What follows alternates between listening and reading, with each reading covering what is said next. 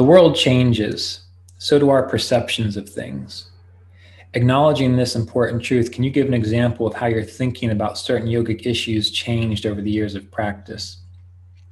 Well, one very clear one deals with the idea of guru worship. In the beginning, it never really was that big of a thing for me, because when I was first introduced to yoga, I didn't come from a culture, or I was not surrounded by other yogis or devotional people who had ingrained in me this idea of the guru is the master who will liberate you. I didn't come from a culture like that. I did not come from a community where that was a common theme or thought, so it never really entered my mind. So when I first approached Mr. Davis, I approached him like I approached my college professors. You got something I want to know? You teach it to me, I'll do it. There was no mythology about it. But as the years went on, spending more time in yoga communities, seeing how people really get into this sense of devotion towards the guru and the idea of the gurus, I did that for a while. And it was very beneficial because it helped to energize my practice. But as time went on, I began to have a sense that that light that is within these beings that we think are so much more enlightened than us, that's the same light in us. So even though I've been doing it more so in these retreats, where I've been saying, let's honor the lineage of Yogananda, Eugene Davis, and their successors, I did that for probably about 10 years after I began teaching Kriya Yoga. But after a while, I couldn't really do it anymore. I thought, you know what? This guru worship idea, it's causing a lot of problems for people, because it's sabotaging their capacity to understand that if they do the hard work, that light that is within them, that was within the guru, can also come forth. Whereas most people, they say, oh, I have to have this attunement to Yogananda because that's what's going to carry me through. No, that's not what's going to carry you through.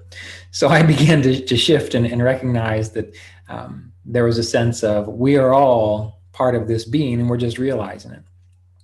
So about 10 years in, I couldn't really do it anymore. I would say, honor and acknowledge that light that is within yourself, which is the same light that is within Yogananda or Sri Yukteswar or these people that you look up to. So that was how it shifted and changed. But then again, as you mentioned, things continue to shift and change. 8 years later or so, I also began to feel, yeah, but it's very helpful to attune to one of these aspects in consciousness, like Mr. Davis, who spent 70 years of his life practicing meditation and teaching. And I'm not attuning to him as some glorified being, which is up in heaven dispensing blessings, nor did I do it while he was alive, but I recognized him as a point in consciousness which was so steeped in clarity that sure, by attuning to it, you're going to also experience that too. And that has been my experience.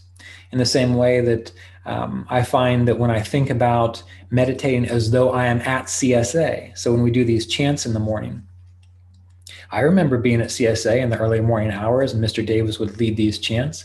And so I bring myself back as though I'm actually in CSA and I'm chanting along with Mr. Davis. And by reaccessing those coordinates of time and space in the consciousness, it gives greater clarity of awareness. So you see, everything seems to go up and down, but there's a nuance to it. There's almost like a higher understanding of it. So that's one thing that I would say has changed. Trying to think if there's another example. It's probably the best one for now. But this does bring up an idea that I wanted to talk about today, just triggered it in my mind. In the early morning meditation today, I had you think about and imagine that you were in the presence of divinity and what that would feel like. And I did this for a reason. Because as I was doing the chanting this morning as we began, I was imagining I was back at CSA, sitting in the chair I usually sit in the front row, with the altar in front of me. It was like I was putting myself back there in consciousness, or not back there, just there, to benefit from that space, because it does have a particular feel to it, a particular quality to it, which I appreciate. And I recognized when I was doing that, that the reason it has that particular quality is because so many human minds have gone there and said, yes, this is a sacred space. And while they were there, they felt that it was a sacred space. And in time, even if just one person went there and kept doing that, it starts to take on a sense of sacredness. And if we think of everything as being just a massive consciousness, and if we think of mind and universal mind as being one thing, and even our own little minds are like just small fragments of the bigger mind, well, it's like, I was trying to think of a good way to explain this. It's like you are receptive to those things. So if you go somewhere where many minds have felt and thought this is a sacred space, well, that space itself, since it is a part of consciousness, since it is a part of universal mind, then it begins to kind of be programmed with that flavor of sacredness. And so then it just builds upon itself. So now other people come in and they might not think that, but because they're part of this universal mind and they walk into a space or a field where many minds have said this is sacred, there is something about this, and it reinforces it. And so then that space, also a part of universal mind, begins to take on a greater sense of sacredness and holiness. I'm going somewhere with this, so bear with me. And what this shares is that wherever you are, this is why it's helpful to have a particular place of your own to meditate as a sacred space, because the more you go there and remember and feel and imbue it with a sense of sacredness, it makes it much easier to reaccess that next time and the next time. Maybe it's just an eighth of a millimeter more each time you do it, but those eighth of a millimeters build up over years.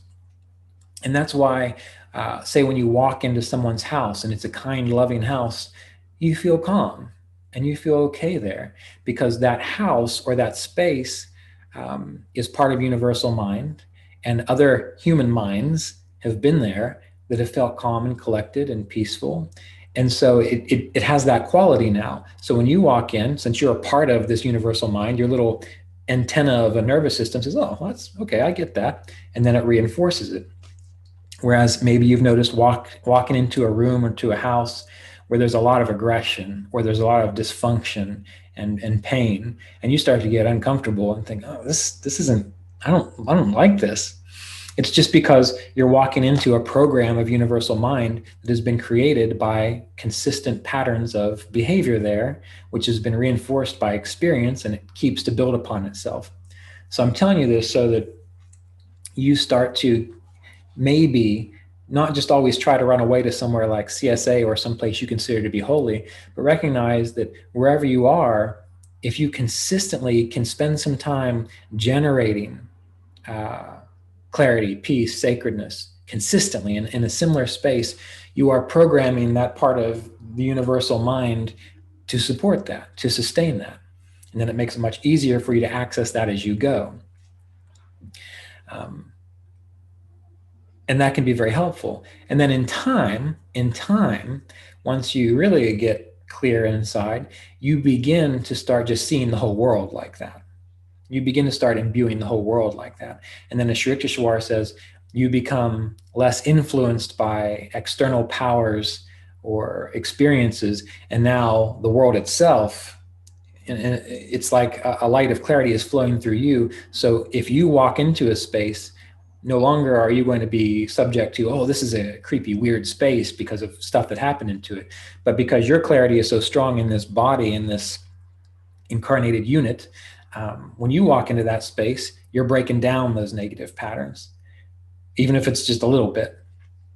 And when you walk into a holy place, it gets amplified because you're already feeling that state associated with your consciousness. So just think about that a little bit. That's I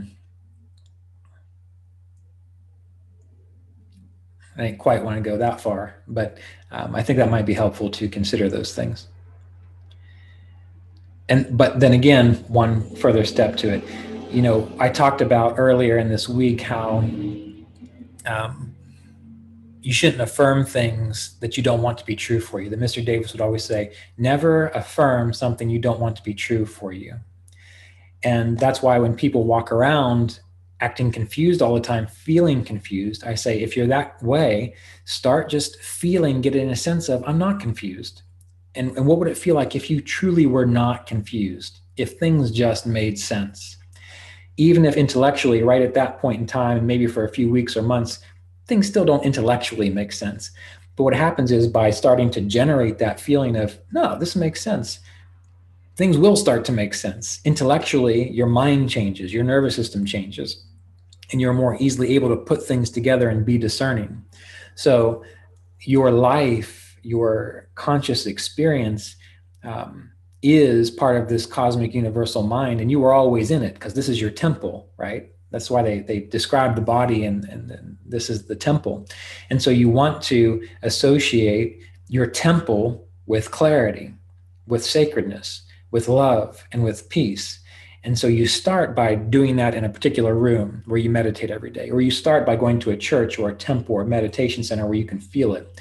But eventually you have to just start imagining that this body, this perception that you have, is a mobile a mobile space of consciousness. And you begin imbuing that mobile space of consciousness with these qualities of truthfulness, harmlessness, contentment, serenity, forthrightness, clarity, and so on, so that no matter where you go, your temple is there with you. And that's that. Consider that.